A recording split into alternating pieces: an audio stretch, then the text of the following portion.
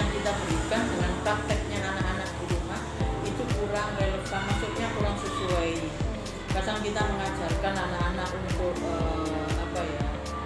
sholat 5 waktu, tapi di rumah prakteknya hanya sholat 1, 2, 3 waktu, tapi dari orang tua kurang. Berarti harus ada dukungan dari orang tua. Iya, apalagi sekarang itu musimnya berot. Nah, itu kita memberikan teori, jangan sampai itu seperti ya betul itu maksudnya kesenian tradisional. Cuma kan kadang kurang sesuai karena ada di situ ada lupa ingatannya, maksudnya apa itu orang Jawa ngarani dadi ya. Nah, kita kan sudah memberikan banyak alasan kepada anak-anak. Cuma kadang orang tuanya kurang mendukung.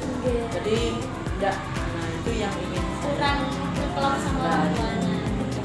Yang keenam yaitu mungkin ada solusi dari Bu Wiwi sendiri tentang masalah ini. Solusinya ya kita sudah ada mengadakan ketika ada rapat wali murid itu kita sudah menyampaikan seandainya di sekolah itu memberikan teori lah, waktu itu yang banyak kan di rumah, terus kita nyampaikan kepada orang tua. Dan tapi kadang-kadang anak-anak itu saya tanya, kenapa kok ikut berot?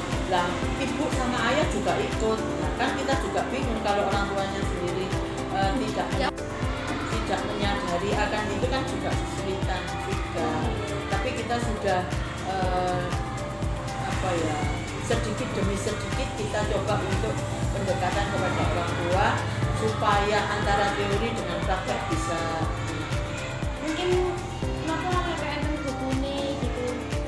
Kalau dulu yang di kelas-kelas sebelumnya itu ada buku seperti buku penghubung antara murid, wali murid dengan guru yang lewat. Tapi saat ini Yang kelas 6 belum. kelas 6 belum. Berarti yang sudah ada 1 sampai kelas. Iya.